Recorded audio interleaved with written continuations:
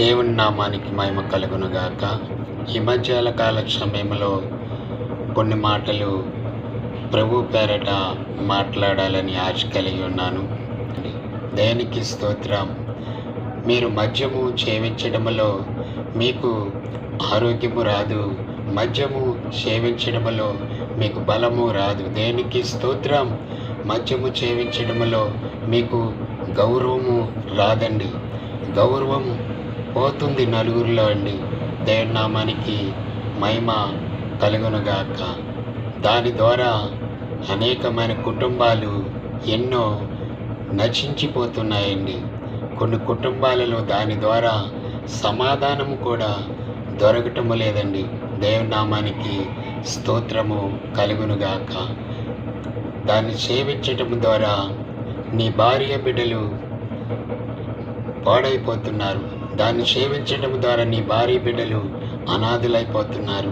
లేదా దాన్ని సేవించడం ద్వారా నీ తల్లిదండ్రులు పాడైపోతున్నారు.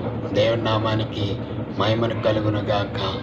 కొన్ని కుటుంబాలు చూస్తూ ఉంటే భర్తను బట్టి భార్యకు సంతోషం ఉండటం లేదండి, తండ్రిని బట్టి బిడ్డలకు సంతోషం ఉండటం లేదండి. దేని ద్వారా అంటే మద్యము సేవించటం ద్వారా. దేవుని నామానికి మహిమ కలుగునుగాక. ఈ సమయంలో, ఈ మధ్యాహ్న కాలంలో నేను మీతో చెప్పేది ఏమిటంటే, ఈ మద్యానికి అలవాటు పడిపోయిన ఓ నా ప్రియమైన సహోదరుడా, నా సహోదరుడా, ఈ మద్యము నుండి నీవు విడుదల పొందాలని దేవుని పేరట, ప్రభు పేరట మిమ్మల్ని నేను బతిమలాడుతూ ఈ మాటలు మీకు నేను అందిస్తున్నాను. నేను ఈ మద్యమును నుంచి విడుదల పొందాలనుకుంటున్నాను, కానీ పొందలేకపోతున్నాను. నాకు మార్గము లేదు, నాకు దారి లేదు, నేను దీని నుంచి విడుదల పొందలేకపోతున్నానని ఆలోచిస్తున్నావా? నా ప్రియమైన సహోదరుడా, ఒక మార్గం ఉంది. ఏమిటి ఆ మార్గం అంటే, నేనే మార్గము, నేనే సత్యము, నేనే జీవమని చెప్పిన ప్రభు నిన్ను విడిపించగలడు. దేనికి స్తోత్రం. నువ్వు ప్రభు మీద ఆధారపడు, ప్రభు చెంతకు వెళ్ళు.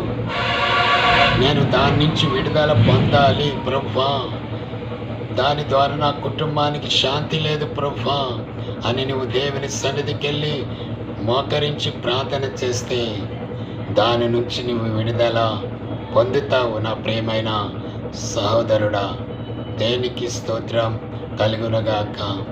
నువ్వు దేవుని సన్నిధికి వెళ్ళి ఆయన సన్నిధిలో నువ్వు మోకరించి నువ్వు ప్రార్థన చేసినట్లయితే దాని నుంచి నువ్వు విడుదల పొందుతావు. అలాగే దైవదాసులైనటువంటి వారు నీ కోసం ప్రార్థన చేస్తారు. ఆ ప్రార్థన ఫలితం నిన్ను ఒక మార్గానికి నడిపిస్తుంది. ఇంతవరకు నీవు దైవ సన్నిధికి వెళ్ళని వాడివైతే దైవ సన్నిధికి వెళ్ళి దైవ సన్నిధిలో దైవదాసుల ద్వారా నువ్వు ప్రార్థన చేయించుకున్నట్లయితే ఇలాంటి సమస్యల నుండి నువ్వు గొప్ప విడుదల పొందటానికి అవకాశం దొరుకుతుంది.